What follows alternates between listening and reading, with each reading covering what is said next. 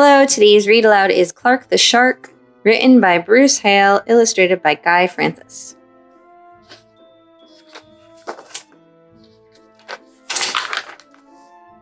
In all the wide blue seas, in all the wide blue world, the top school for fish was Theodore Roosterfish Elementary.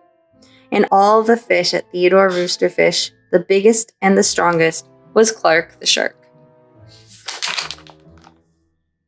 Clark loved school, and he loved his teacher, Mrs. Inky-Dink. He loved to play upsy-downsy and spin-a-majig with his friends. Clark loved his life.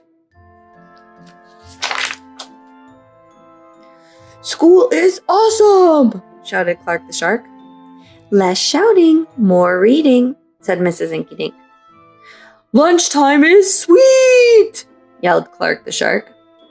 "Munch your own lunch," said his best friend Joey Mackerel.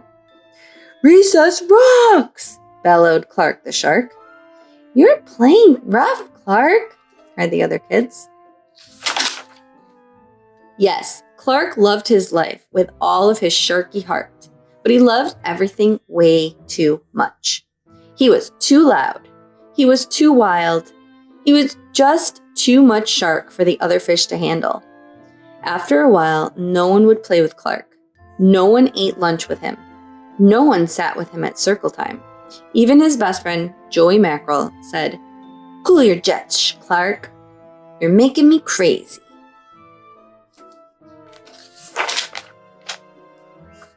One day, Clark asked Mrs. Inky-Dink, "What's wrong with everyone?" Mrs. Inky-Dink patted his fin. "Clark, sometimes you play too hard. You munch too hard, and gosh, you even help too hard." "But life is so exciting," said Clark. "There's a time and a place for everything," said Mrs. Inky-Dink. "And sometimes the rule is stay cool." At recess, Clark tried to stay cool, but he pushed the swing with too much zing. "Sorry," said Clark. "I forgot." "Yikes!" cried Joey Mackerel.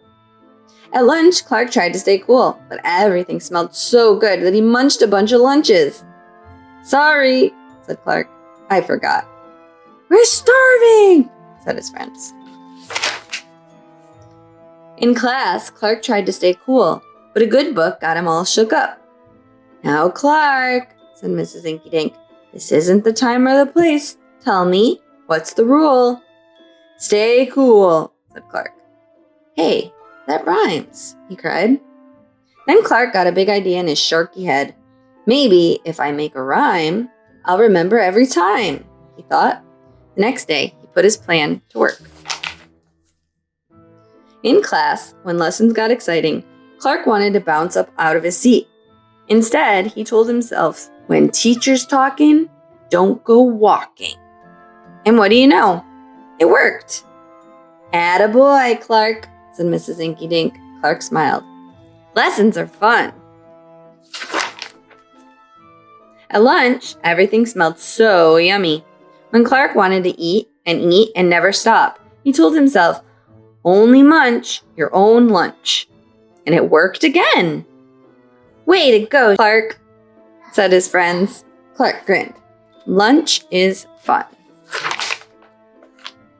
At playtime, Clark told himself, "Easy does it. That's the way. Then my friends will let me play." And playtime was fun. Once more, Clark loved his life.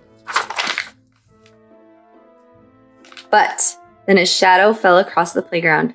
A ginormous shadow with tentacles galore. "It's a new kid, and he looks scary," cried Joey Mackerel. "Swim for your lives!" The squid squashed the slide, and it snapped off the swings. "Oops, my bad," said the new kid. "Wait," said Clark. "He just wants to play. Let's find a way." And he swam at the new kid with all his might. Clark played harder than he had ever played before. Upsy-downsy and spin-a-majig.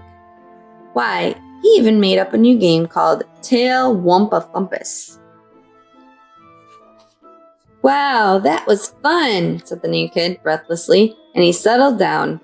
If you want to come to school, you've got to stay cool, said Clark. That's right, Clark, said Mrs. Inkydink, and thanks for taking care of our new classmate, Sid the Squid. Hooray for Clark the Shark! Everyone cheered. That night, Clark's mother asked, "What did you learn at school, dear?" "There's a time and a place for everything," Clark said. "Sometimes you stay cool. But sometimes a shark's gotta do what a shark's gotta do." The end.